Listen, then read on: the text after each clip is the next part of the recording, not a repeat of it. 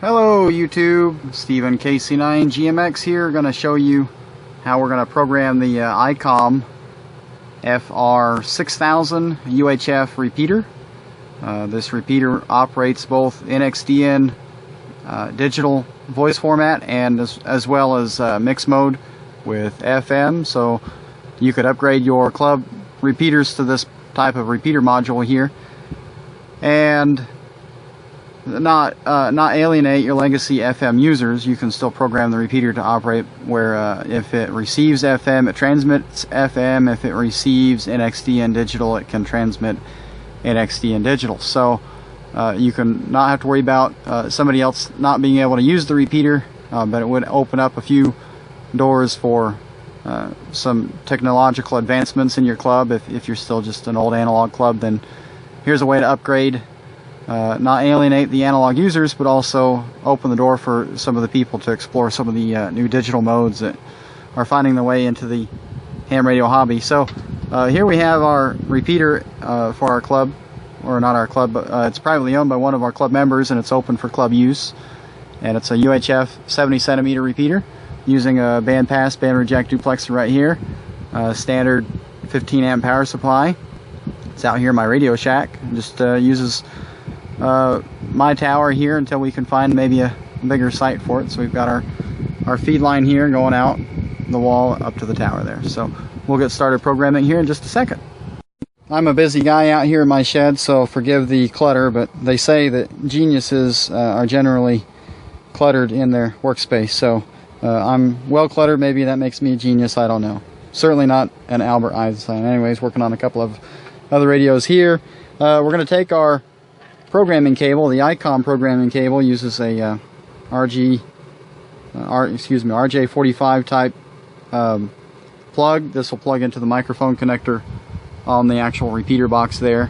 I believe the programming cable is called an OPC 1122, so that gives you something to search for on eBay. And what we'll do is we'll actually plug in the programming cable to the mic jack on the front of the repeater right there. We see the repeater power is turned on. You got to make sure it's on before you can do any kind of programming with it. The cable's plugged in right here to my extender to the back of the computer there. I'm going to go up here to the software, and you see you have on the desktop already, you have FR6000. The model for the Icom repeater is the FR5000 for the VHF, the FR6000 for the UHF, but it's the same software, same programming cable. So we'll open up that software here. You can see we're using the latest revision 1.9. The repeater has been upgraded with the latest firmware, so it's good when you're using some of these digital modes to stay up to date with the firmware, so you get the latest DSP on there, and that will help some of the voice quality as the digital evolves in the ham radio world here. So we've got that open. I've already used this before, so I know that my COM port is already set correctly, COM port 4, but you'd have to set that initially when you open up the software, so I've already done that for my computer. And we've got these three little tabs up here. We've got the clone read, the clone write, and the clone information. Start out by clicking the clone information. That lets you know that your programming cable and software and everything is communicating with the repeater box. We can see here we've got the latest revisions on the firmware. Using my cell phone to make this video, so forgive me for being a little on the bumpy side, but the information will be good nonetheless. We can close that. We know that everything's talking to the repeater okay, so we're going to read the repeater. Clone read. It's going to start doing its thing. The repeater made a beep back there, so lets me know that's going through its process as well. So that's finished reading. We're going to go up here to the memory channel folder, and we're going to see what I've already got programmed into the repeater here is two different channels.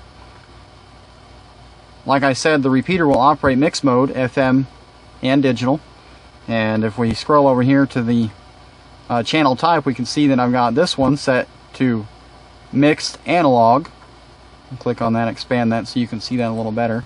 Okay, now it tells you right here, mixed and transmit in analog, as opposed to mixed digi which is mixed, and transmit in digital. What these two settings are for is if you are going to use the local microphone on the repeater as a base station. If you are going to put the repeater out in the middle of nowhere, you don't need two different channels because you're not going to use it as a base station. Then you don't really need to have the channel to select one for transmitting digital from the repeater and one for transmitting analog from the repeater. Either one of these settings will work fine for an open repeater setup where somebody else is going to use it mixed mode. Like I said before, user, as long as the repeater is set to one of these two modes, a user is going to transmit FM, the repeater is going to transmit FM, outgoing. If they transmit NXDN digital, the repeater will repeat it in NXDN digital. And so we've got that set. The reason I've got two different channels here is because when I'm using it as a base station, if somebody's talking on the repeater in analog, I want to be able to respond back to them in analog. Likewise with digital. So we've got some of the other settings here. We look right here in the RX. This is the receive frequency column. Remember, repeaters are opposite from your normal radio that you use in your shack. Your radio you actually transmit on 447, 625, and you would receive the repeater on 442, 625. At least you would in the Midwest. I know it's opposite in other parts of the country, but as far as what we're doing here in Illinois, this is the way we've got it set up on our radios. So the repeater is actually opposite of how you program your radio, because the repeater is going to transmit now on 442, 625 and receive on 447, 625. So you need to make sure you get your frequencies right for the transmit and receive of the repeater when you're programming. Okay, we've got our operations mode right here. We've got it set to repeat. There are some other things that you can use this repeater for besides a repeater, and that's where these other options come into play. For instance, semi-duplex, I believe that is if you were going to use an external controller, then it essentially turns the repeater into two separate transmit and receive radios that are completely independent of any of the other's operation, and then you'd have to go through an external controller to do all the repeating functions and that stuff. So we've got that set here. Local mic turned on, that way I can use the microphone on the front of the repeater. Repeat / EPTT, the E is the external push to talk. That's again if you had an outside trigger like an external controller or something like that. So we've got the RF power. You've got low 1, which is about 10 watts. Low 2 is about 25 watts. And H high is 50 watts. Well, this repeater will work continuous duty at 25 watts. However, the instructions on the repeater do say that if you're going to run it on 50 watt setting, it needs to be intermittent use, or you probably should put a fan on it. 25 watts for what we're using it for gives us countywide coverage over almost 1,000 square mile area in a flat land here in Illinois, so no problems there. Alright, so scrolling over a little further on the channel window here, we see multi-table, and you can set the different multi-tables. We'll get into that on the other part of the software here just shortly. But we want ours on number 1. Okay, we're using narrowband FM around here. We all run commercial type radios, so when they switched to narrowband, we saw that as a good opportunity to switch as well. However, we've had a lot of people with legacy wideband FM radios that use the repeater without complaint, so it honestly doesn't seem to have really affected the operation of the repeater at all, but nonetheless we just put it on narrow because that's what everybody else is using. And log off. Okay, this is if you were going to add a courtesy beep from the repeater, then the log off means that when the repeater stops transmitting, and this only functions in analog. This is not, see, you can see right up here we have FM. Okay, these are your FM settings. Okay, this only functions in analog. When the repeater stops transmitting, it sends out the log off code, which I've set to actually be a DTMF of 2 different numbers, so it kind of gives a doo-doo sound at the end of the transmission. Poor man's courtesy beep. This is a commercial type repeater. It does not come with all the fruity little bells and whistles that some of your traditional ham radio repeater controllers come with. So it's a workaround for that. Generally, most police departments don't have any type of courtesy beep at the end of their thing, and that's why a commercial type repeater like this isn't generally going to come with features like that. So we've got that set there. We can scroll on over to the digital aspect here. Okay, we know that we're going to transmit a RAN of 1. You can double click that and enter in any RAN from, I believe it's 1 to 63. Well, we're just running RAN 1 because there's not a lot of ham radio NXDN activity in the area. The unit ID when transmitting from the repeater itself is 1703. And then we have our different talk groups that we've experimented with a little bit. Haven't really done a whole lot with the talk group features of NXDN digital, but there is some potential in the future. For that reason, then, we've got the switch type set to off. So that means basically, you know, the repeater will receive any RAN, any talk group, and still pass it. So as long as you're transmitting NXDN digital, shouldn't be any programming errors on your side. And of course, we're not using encryption, so we're not doing anything like that. Alright, so we've got some other folders here we're going to get into. Find my mouse there. There it is. So we've checked out the memory channel folder, and that's what the window we're just looking in there to program the actual frequencies. If we expand some of these others, let's explore that. We've got our digital folder, individual ID list. Now what you'll see here is all the unit IDs that our group uses here. You can see there's a lot of people that have mobiles and bases and handhelds all the way down. The radios, the NXDN is not a ham radio format, so it's not like D-Star System Fusion where you're going to enter in your call sign to your radio and transmit that. Your radio is actually transmitting a number, which in this case we've got our 5-digit unit ID number to not cause any interference with a nationwide group of NXDN ham users.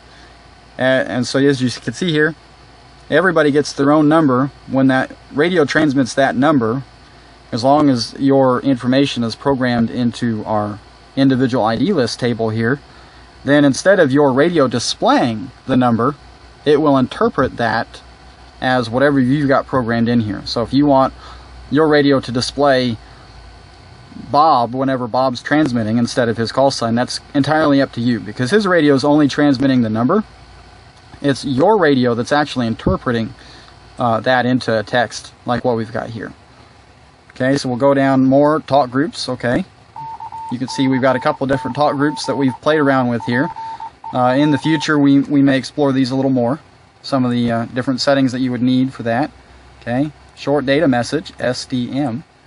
Oh, that's cool. Now we can all text tag or, you know, send little short text messages on our radios. Never even have to talk. And then we're different options here. We want to look at that. So we've got unit ID on. Excuse me. Unit ID display on receive. You want that on, so when somebody transmits, your radio will display their unit ID. Let's see what else we have on here. That's pretty well it on that part. Expert, I don't think there's anything in expert that really is needed for ham radio use. Okay. Alright, and then down here in the DTMF folder, you know, is where we have, like I said, that log ID. So if you wanted to have your repeater have a little beep at the end of the transmission, then you set that here. Just anything generic works. Okay, some of the DTMF settings there, you know, most of that probably isn't going to be needed for ham radio use. Let's see, continuous tone. Okay, here's how my settings are. Again, nothing really necessary. Scan, if you're going to use it as a base station, besides using it as a ham radio repeater, you'd have these here. Of course, it's not much good as a repeater if you're scanning on other channels, so we don't worry about that. Now, the multiple tables, here's where I said we'd get into this earlier, okay? So you've got your list here, table number 1, that's what we've got set in the memory channel for that channel.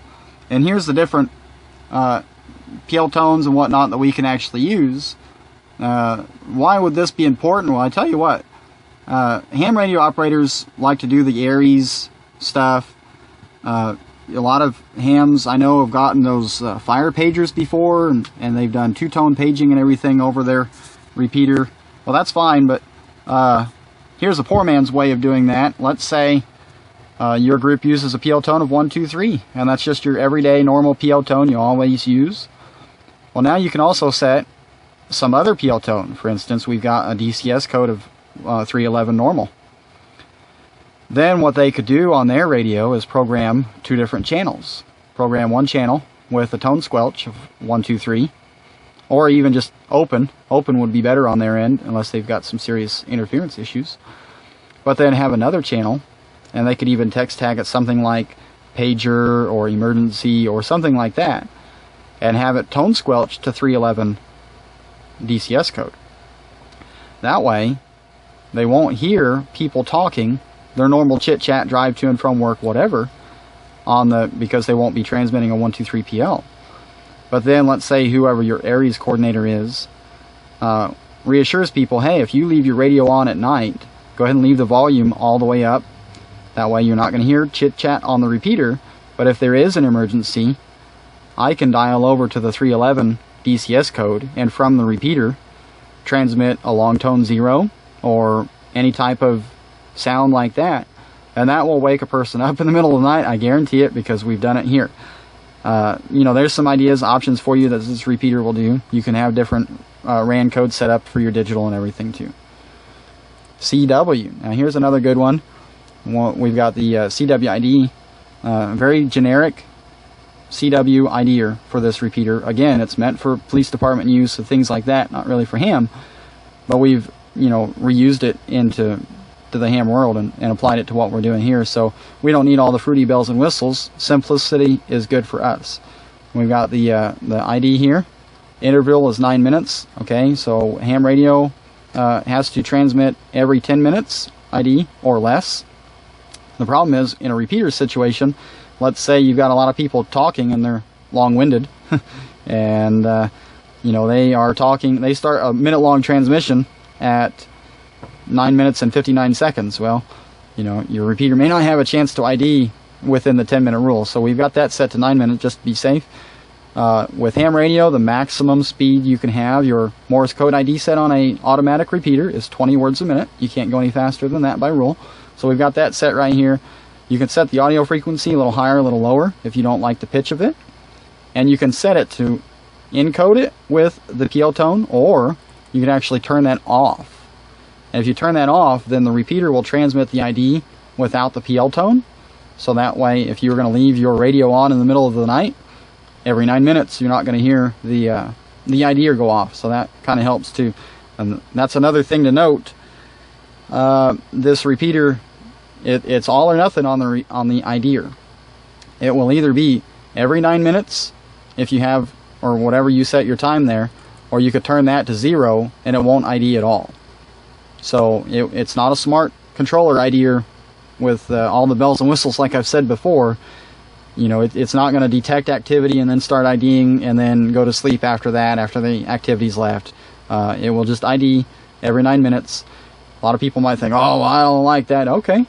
I actually do, and I've heard some positive feedback from a lot of our users who really enjoy having that, because one, every 9 minutes the repeater beacons. As they're driving around, they don't have to constantly kerchunk the repeater to know whether they're in range of it or not. Just in the course of their daily activities, the IDer is going to go off every 9 minutes.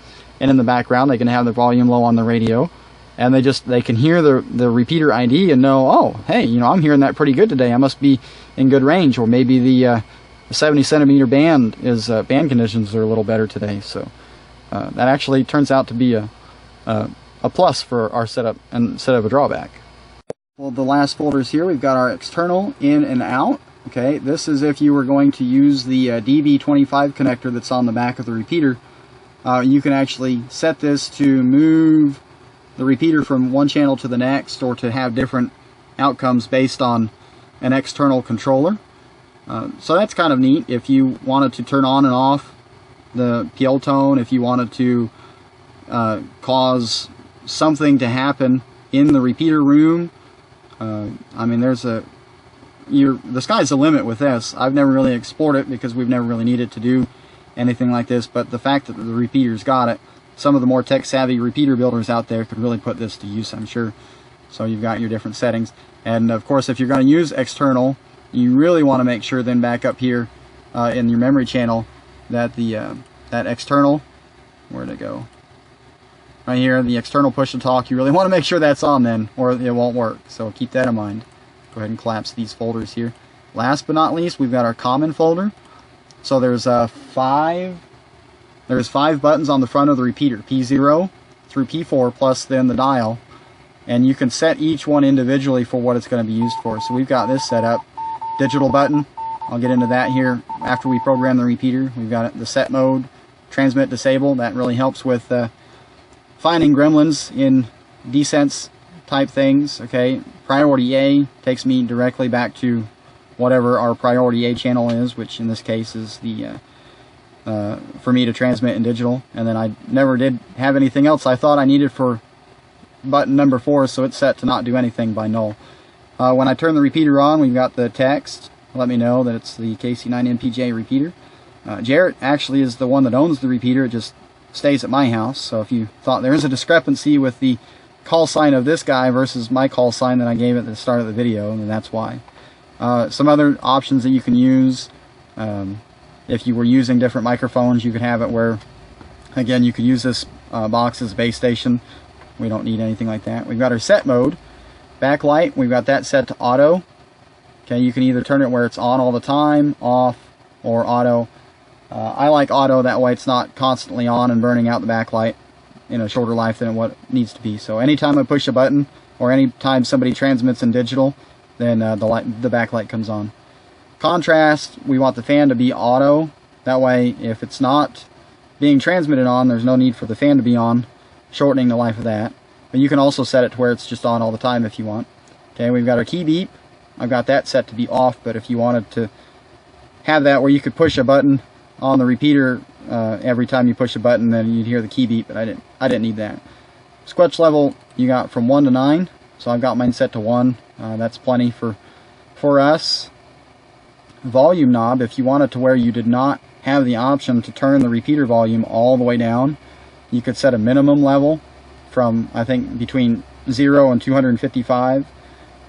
I don't need that, so I've got that set to off. And then we've got the mic gain and signal moni turned on there. Common, not really anything here except for the important one is the timeout timer. Okay, all repeaters in automatic control based on Part 97 rules have to have a means of timing out the repeater if there's a malfunction. So we have here our local mic timeout timer, and it says right here in seconds. So 180 seconds is 3 minutes. That's the maximum an automatically controlled radio station can transmit before it has to be shut off. Same with the local mic, or the repeat. That's the local mic. This is the repeater. 3 minutes. 3 minutes. Okay. I don't have a penalty timer set up, although you could set it out where when the repeater, if it were to be timed out, then you could have the repeater shut down for a predetermined amount of time before it comes back. No need for that. And then if it times out, you want it to be able to transmit the ID, so we've got that set to on. Alright, so we've got the repeater turned on. We've got all of our programming settings done. Now we're going to write the information from the software to the repeater, so we're going to click Clone Write. And it's going to come down here with a dialog box. Are you sure that you want to write to the transceiver? Yes, we are sure. So we'll click OK, and it's going to start with the status bar. And while that's doing that, we'll look up here. You can see that it responds on the repeater by saying that it's cloning. And when that gets done, it'll power back on and be ready to operate. Alright, I went ahead and unplugged the programming cable. I'm going to plug my local mic back in there. I use a fancy desk mic for when I'm talking to people from the repeater here at home. So we'll just go ahead and test this. I'm going to dial the selector knob here to digital. So we've got the two channels, digital and analog. Both of them are the repeater. This just affects how I'm going to actually transmit from the local mic right here. So we're going to do transmit on digital because that's mainly what our guys use here. And I've got my Icom FR6000 handheld. This is the radio that I use. A lot of guys use this in our group, but we've got some other guys that use the mobiles and the 4101Ds and a whole range of radios in our group, so it's pretty cool to use it all on ham radio. And I'll just go ahead and key up here and we'll see if anybody happens to be around here. KC9GMX on digital, listening on the repeater. Anybody around? We can see our status light there. It was transmitting like usual. Then we've got our busy light there. If it were to light up, then we'd know somebody was transmitting back to us. Suppose I should probably turn the volume back up. Doesn't sound like anybody's around, so I'll just go ahead and get on my handheld and talk back to the repeater, and you'll see my ID come across here. KC9GMX, testing. Well, a bit of feedback. I didn't realize I turned the volume up quite that loud, so let me just turn that back down there. Okay. KC9GMX.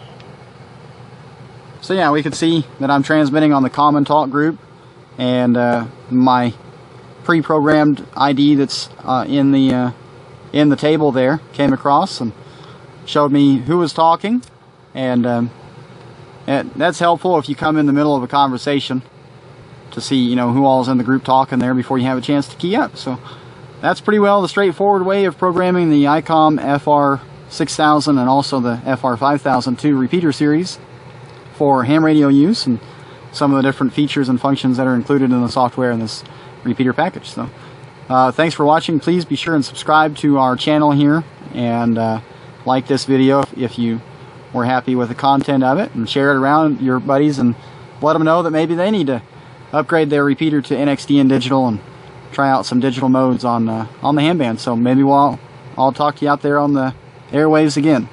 Thanks for watching.